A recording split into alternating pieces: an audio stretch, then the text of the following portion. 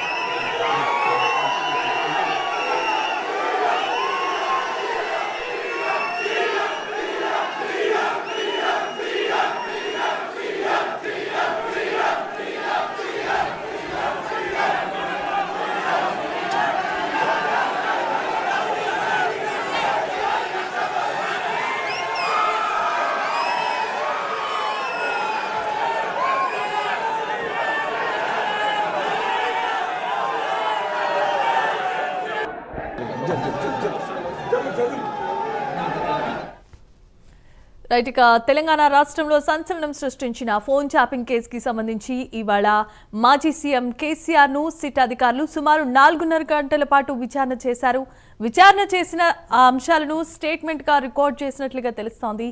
4.5 గంటల పాటు నందినగర్ నివాసంలో మాజీ సీఎం కేసీఆర్ ను విచారణ జరిపిన అనంతరం సిట్ అధికారులు ఆ నందినగర్ నివాసం నుంచి బయటకు వెళ్లిపోయారు. అయితే దీనికి నిరసనగా బీఆర్ఎస్ కార్యకర్తలు, ఎమ్మెల్సీలు, ఎమ్మెల్యేలంతా తెలంగాణ భవన్ వద్ద ధర్నా చేసినట్లుగా తెలుస్తోంది. నల్ల బ్యాడ్జ్లు, నల్ల జెండాలతో మాజీ సీఎం కేసీఆర్ ఇన్వెస్టిగేషన్ కి సంబంధించి వ్యతిరేకంగా, తెలంగాణ సర్కార్కు వ్యతిరేకంగా నినాదాలు చేస్తూ అక్కడ జరిగిన సిట్ విచారణకు వ్యతిరేకంగా అభినాదాలు చేశారు. అంతేకాదు తెలంగాణ చరిత్రను కాలరాసినటువంటి వారే కేసీఆర్, అలాంటి కేసీఆర్ ను ఎలా ప్రశ్నిస్తారంటూ సిట్ అధికారులను ప్రశ్నించడం జరిగింది. అంతేకాదు సిట్ అధికారులు వ్యవహరించిన తీరు పట్ల వారు తీవ్రమైన అసంతృప్తిని వ్యక్తం చేశారు.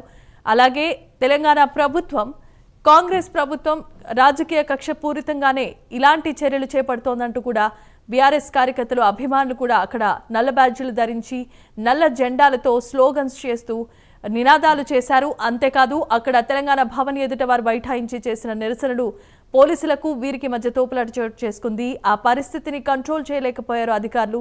దీంతో అక్కడ కాసేపు ఉద్రిక్త పరిస్థితి నెలకొన్నట్లుగా తెలుస్తోంది. అయితే ఈ నేపథ్యంలో కార్యకర్తల అభివాదం చేశారు కేసీఆర్. విచారణ అనంతరం ఫోన్ ట్యాపింగ్ కేసులో కేసీఆర్ ను విచారించి సిట్ అధికారులు బయటకు వెళ్లిన అనంతరం మాజీ సీఎం కేసీఆర్ బయటకు వచ్చి కార్యకర్తలు చూపించిన అభిమానానికి ఆయన అభివాదం చేస్తూ అంతా మంచి జరుగుతుంది అన్నట్లుగా ఒక రకమైనటువంటి భావజాలంతో బయటకు వచ్చి అందరికీ అభివాదం చేస్తూ సంతోషాన్ని వ్యక్తం చేశారు. అంతేకాకుండా అక్కడ కూడుకున్నటువంటి వారు కూడా కేసీఆర్ ఏ విధమైనటువంటి సిట్లో వారు అడిగిన ప్రశ్నలకు ఏ విధమైన సమాధానం చెప్తారు, అలాగే సిట్ అధికారులు వ్యవహరించిన తీరు, ఏ స్టేట్మెంట్స్, ఏ ప్రశ్నలు లేవనెత్తారు అనే దానిపై మరి కాసేపట్లో మీడియా సమావేశం కూడా పెట్టబోతున్నట్లుగా తెలుస్తోంది. మరి కాసేపట్లో మీడియా ముందుకు కూడా రాబోతున్నారు. అయితే నందినగర్ నివాసం వద్ద అక్కడ రోడ్డు మార్గం ద్వారా భారీగా కార్యకర్తలు, అభిమానులు అక్కడ గుమికూడటంతో అక్కడ మీడియా సమావేశం పెట్టడానికి కాస్త అభ్యంతరకరమైన పరిస్థితులు ఉన్నాయి. దాంతో కేసీఆర్ ఎక్కడ మీడియా సమావేశాన్ని ఏర్పాటు చేస్తారు అన్న దానిపై సర్వత్రా సందిగ్ధత నెలకొంది. మరోవైపు కేసీఆర్ వెంట ఆయన కుమారుడైన మాజీ మంత్రి కేటీఆర్ కూడా ఉన్నారు, అలాగే మాజీ మంత్రి హరీష్ రావు కూడా ఉన్నారు. వీరు ముగ్గురులో ఎవరు మాట్లాడతారు అన్న దానిపై కాసేపు సందిగ్ధత నెలకొంది. అయితే మరి కాసేపట్లో మీడియా సమావేశానికి సంబంధించిన సమాచారం కూడా బయటకు రాబోతోంది. అయితే కేసీఆర్ స్టేట్మెంట్ ను వీడియోగా రికార్డ్ చేసిన సిట్ అధికారులు ఏ విధమైన చర్యలు చేయబోతున్నారు, మరలా సిట్ దర్యాప్తు చేసే అవకాశాలు ఏమైనా కనిపిస్తున్నాయా, లేదా ఇంకే పరిణామాలు చోటు చేసుకుంటున్నాయి అన్న దానిపై ఇప్పుడు సర్వత్రా ఆసక్తి నెలకొంది.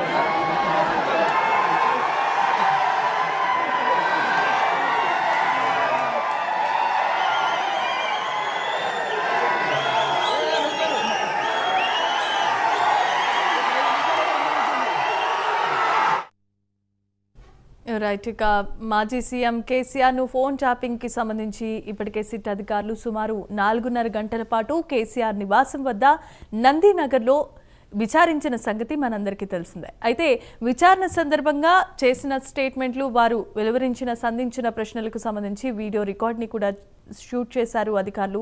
ఆ విచారణ అనంతరం నందీనగర్ మాజీ సీఎం కేసీఆర్ నివాసం వద్ద నుండి వారు తరలి వెళ్లిపోయారు. ఈ నేపథ్యంలో అక్కడ నందీనగర్ నివాసానికి భారీ ఎత్తున బీఆర్ఎస్ శ్రేణులు, పార్టీ కార్యకర్తలు, ఎమ్మెల్సీలు, ఎమ్మెల్యేలు అంతా గుమిగూడారు. కేసీఆర్ పరిస్థితి ఏ విధంగా ఉందో, ఆయన విచారణ సందర్భంగా ఏ విధమైనటువంటి నిభ్రాంతికి గురయ్యారని ఒక రకమైనటువంటి సందిగ్ధంలో అక్కడికి చేరుకోవటంతో వారందరినీ ధైర్యం చెప్పే విధంగా బీఆర్ఎస్ అధినేత బయటికి వచ్చి వారందరికీ కరచాలనం చేస్తూ అభివాదాన్ని తెలియజేశారు. మీరెవరూ అధైర్యపడవద్దు, నేను బానే ఉన్నాను అన్నట్లుగా ఆయన సంతోషాన్ని వ్యక్తం చేశారు. ఈ నేపథ్యంలో ఆయన రాకను గమనించిన బీఆర్ఎస్ పార్టీ శ్రేణులు, అభిమానులు సీఎం సీఎం అంటూ నినాదాలు చేయటం అక్కడ సంచలనంగా మారింది. తెలుగు రాష్ట్రాల్లో ఇప్పటికే ఫోన్ ట్యాపింగ్ కేసుకి సంబంధించి విచారణ చేపట్టనున్న నేపథ్యంలో బీఆర్ఎస్ పార్టీ శ్రేణులు దీనిపై వ్యతిరేకంగా నినాదాలు చేశారు. రాజకీయ కక్ష కుట్రపూరితంగానే ఈ సిట్ విచారణ చేస్తున్నారు అంటూ మాజీ సీఎం కేసీఆర్ సిట్ విచారణను వారందరూ కూడా నిరాకరించారు. అంతేకాకుండా అంతకుముందు తెలంగాణ భవన్ వద్ద ఎమ్మెల్సీలు, ఎమ్మెల్యేలు కూడా నల్ల జెండాలతో, నల్ల బ్యాడ్జీలు ధరించి తెలంగాణ ప్రభుత్వానికి వ్యతిరేకంగా నినాదాలు చేస్తూ అక్కడే బైఠాయించిన పరిస్థితి మనం చూసాం. ఆందోళనకారులను తరిమివేసే విధంగా అక్కడ పోలీస్ అధికారులు కూడా చోటు చేసుకోవడం జరిగింది. వారు వచ్చిన పరిస్థితిని అదుపు చేయలేకపోయారు. వారు మొండి పట్టుతో సీఎం కేసీఆర్ను, మాజీ సీఎం కేసీఆర్ను మీరు ఎలాగ సిట్ అధికారులు ప్రశ్నిస్తారు, ఇది కేవలం రాజకీయ కక్షపూరితమైన చర్య అంటూ వారు అక్కడ నినాదాలు చేస్తూ అక్కడే బైఠాయించి కాసేపు అక్కడ నినాదాలతో తెలంగాణ ప్రభుత్వానికి వ్యతిరేకంగా సంచలనం సృష్టించిన సంగతి తెలిసిందే. ఈ నేపథ్యంలో సిట్ విచారణ అనంతరం నందీనగర్ నివాసం నుండి సిట్ అధికారులు వెళ్ళిపోయిన తర్వాత అక్కడికి పార్టీ శ్రేణులు, కార్యకర్తలు, అభిమానులు, ఎమ్మెల్యేలు, ఎమ్మెల్సీలు వీరంతా కూడా కేసీఆర్ పరిస్థితిని చూడటానికి భారీగా చేరుకున్నారు. అక్కడ భారీగా చేరుకున్నటువంటి శ్రేణులు వారి అభిమానాన్ని గమనించిన కేసీఆర్, అలాగే కేటీఆర్, హరీష్ రావు, మొత్తం అక్కడ ఉన్నటువంటి కేసీఆర్ నాయకులు అంతా కూడా అక్కడ కేసీఆర్ వెంటే ఉంటూ వారిని పార్టీ శ్రేణులను చూస్తూ అభివాదం చేస్తూ తన సంతోషాన్ని వ్యక్తం చేశారు.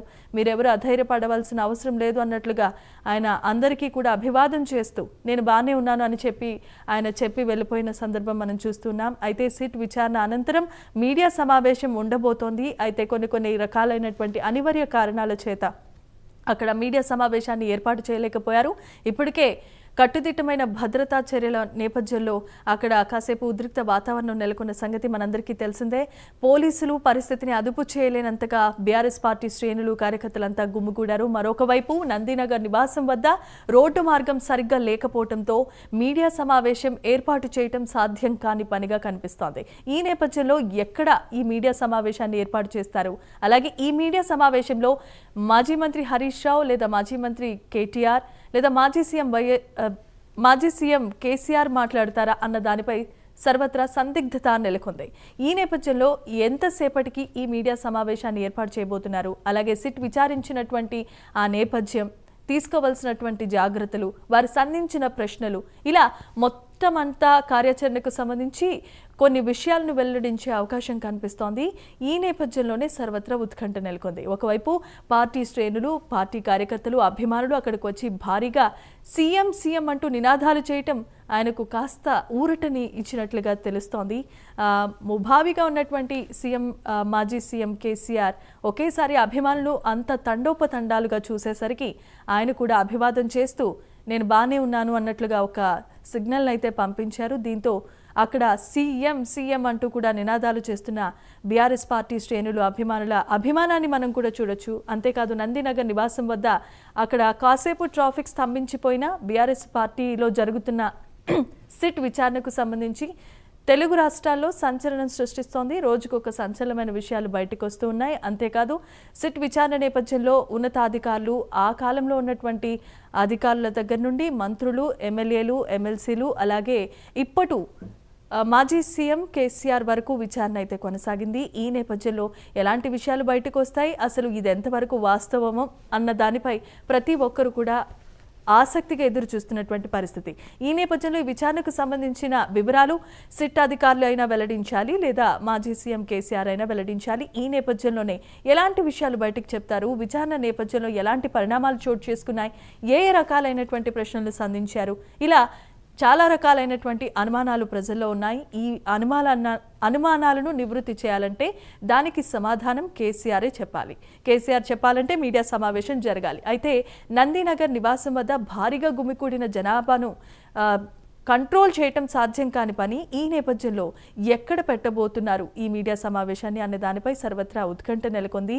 మరి కాసేపట్లో ఆ మీడియా సమావేశానికి సంబంధించిన వివరాలు కూడా బయటికి రాబోతున్నాయి.